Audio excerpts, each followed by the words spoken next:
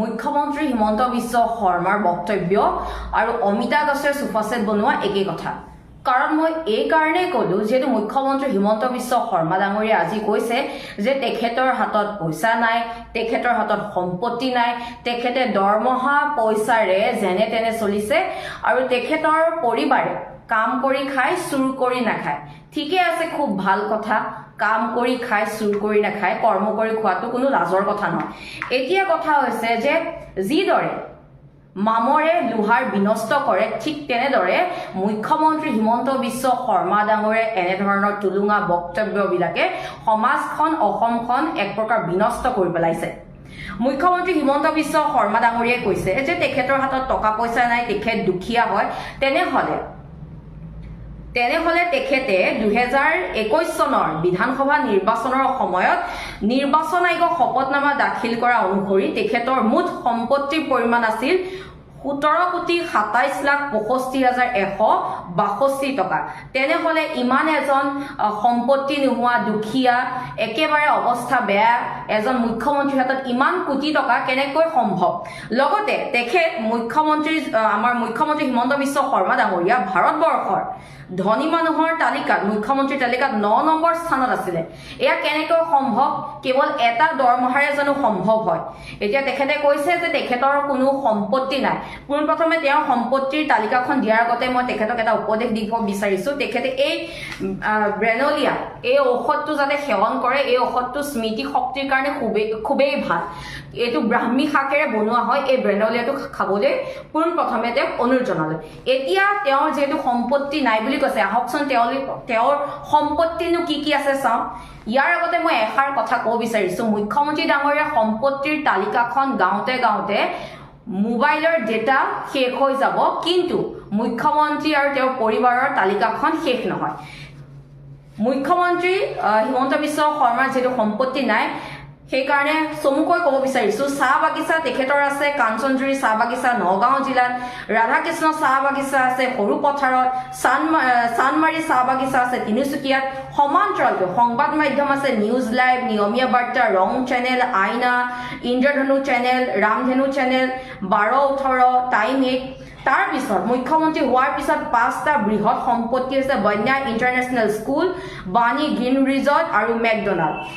সমান্তৰালকৈ দৰাগজিত আছে 107 বিঘা মাটি, গোল্ডেন ট্ৰেড অফ আছাম পাট মুগা এৰী উদ্যোগ আছে, বশিষ্ঠৰ ৰিয়েল এষ্টেটত মুখ্যমন্ত্ৰী আপোনাৰ পুত্ৰৰ শ্বেয়াৰ আছে, কলকাতাৰ 17টা কোম্পানীত আপোনাৰে পুত্ৰৰ শ্বেয়াৰ আছে। এনেকুৱা অজস্ৰ সম্পত্তি আছে, আমি কৈ শেষ নহব। এতিয়া যদি সঁচাকৈয়ে আপুনি দুখীয়া, তেনেহলে আমি ভাবো আপুনি অসম চৰকাৰ যিসমূহ আঁচনি আছে সেই আঁচনিৰ কাৰণে আপুনি যোগ্য হয়, যিহেতু আপুনি দুখীয়া হয়। লগতে ৰাইজক যিসমূহ মিঠাতেল দিম বুলি কৈছে সেই মিঠাতেল আপুনিয়ে ৰাখি দিয়ক, যিহেতু আপোনাৰ অৱস্থা ইমানেই বেয়া। আৰু লগতে ৰাইজক যেনেকৈ 5 কেজি চাউল দিয়ে সেই 5 কেজি চাউল আপুনিয়ে ৰাখক। আপুনি 5 কেজি চাউল আপোনাৰ পৰিয়ালৰ সদস্য আছে 4টা, সেই 5 × 4 যদি কৰো আমি কিমান হ'ব? 20। অৰ্থাৎ 20 কেজি চাউল আপোনাকে দিছো। আৰু আপুনি লগতে কি কৈছিলে যে আপুনি ইমানেই দুখীয়া, আপোনাতকৈ চাইৱালাহে ধনী বোলে। চাইৱালা যদি ইমানেই ধনী সঁচাকে, তেন্তে আপোনাৰ মুখেৰে প্ৰতিপন্ন হল যে চাইৱালা ধনী। এতিয়া চাইৱালা কাৰ কথা কৈছে আমি নাজানো। 15 লাখ টকা চুট পিন্ধা চাইৱালাও আছে, 5 লাখ টকীয়া পেন লোৱা চাইৱালাও আছে, আপোনাৰ 6 লাখ টকা সানগ্লাছ পিন্ধা চাইৱালাও আছে। কোনটো চাইৱালাৰ কথা কৈছে, কোনজনৰ কথা কৈছে আমি গম নাপাওঁ। আৰু যিহেতু আপুনি ইমানেই দুখীয়া, আমি ভগৱানৰ ওচৰত অনুৰোধ জনাম আপোনাৰ নিচিনা এনেকুৱা ধৰণৰ দুখীয়া সকলোকে যাতে বনায়। আপুনি এতিয়া এইবিলাক ইছ্যু ডাইভাৰ্ট কৰিব নালাগে। আপুনি যিহেতু আই মাতৃকো সন্মান কৰে নহয় জানো? অসমৰ আই মাতৃয়ে অসমৰ সুযোগ্য সন্তান জুবিন গাৰ্গ দেৱৰ কেতিয়া ন্যায় হ'ব সেইটোহে বিচাৰিছে। অসমৰ আই মাতৃসকলে জুবিন গাৰ্গ দেৱৰ ন্যায়লৈ অপেক্ষা কৰি আছে। যদি সঁচাকৈ আপুনি আই মাতৃসকলক সন্মান কৰে, অসমে জানিব বিচাৰিছে যে জুবিন দাৰ কেতিয়া ন্যায় পাব, যিহেতু আপুনিও জুবিন প্ৰেমী হয়, আপুনি নিজে কৈছিলে।